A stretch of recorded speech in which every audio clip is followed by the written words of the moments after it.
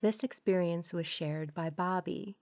If you have a story you would like to share, please email me at speaknow@italktoghosts.com. Thank you, Bobby, for your story. I have a ranch home that's rather small, about 1,300 square feet, with crazy paranormal activity over the years. And I've been fascinated and an amateur paranormal investigator for over 20 years and have been involved with a few paranormal groups. I want to tell you about an investigation that was performed in my house.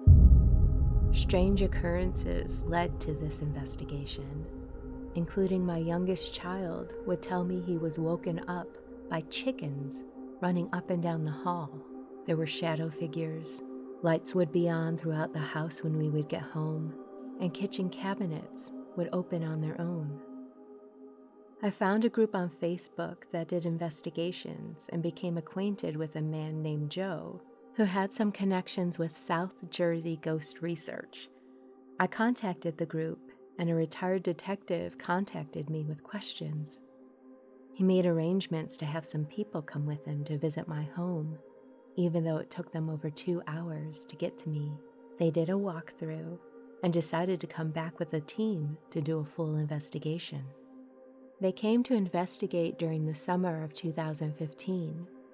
During the investigation, the team set up audio recording equipment to perhaps capture electronic voice phenomenon, or EVPs.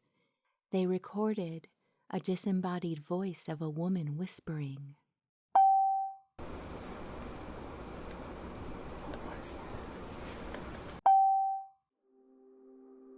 Fortunately, they felt there was nothing really harmful in the home, which was great because when I first moved in, there had been a pentagram painted on our basement floor.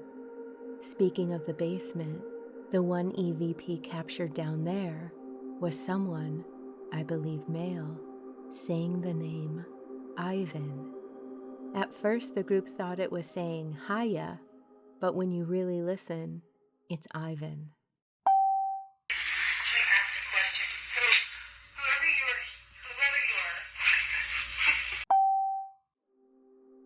I had no clue at this point who that might be.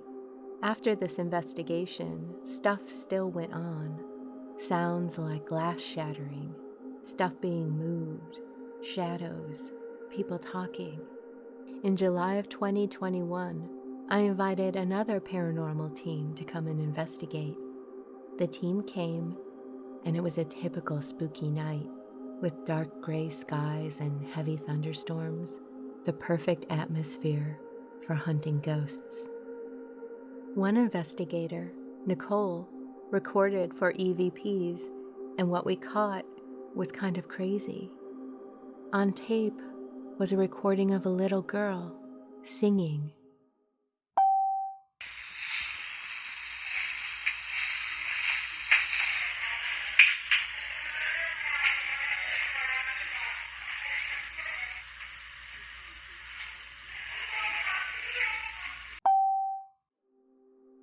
She had also been seen that night as well. And the kicker? There was a man saying the name Ivan again. Same voice, same name, years apart. If you think that's unbelievable, well, I had been having issues with my neighbor over use of property next to me. The old owner of the neighbor's house told me to go back and pull her father's old deed showing the property line, and I did. And for some reason, I went back to another deed. I asked if they knew what my property was before the house was built, and get this, it was a tomato and chicken farm. Remember how my young son claimed to see and hear chickens running down our hallway? Ghost chickens. And guess who owned the property? A woman named Iva. She sold the property in April of 1949 to my friend's parents. So the name in the EVPs isn't Ivan, it's Iva. I have the deed with her name on it. So who is in my basement? Are they asking for Iva? Activity continued in the house, and it got a little out of hand. I'd be happy to share details of that activity and other stories for you. I had my house cleansed in February of 2022 by a very gifted person. We recorded this session as someone did leave. But before he did, he scratched her back and left marks across it. I think this was a nasty person.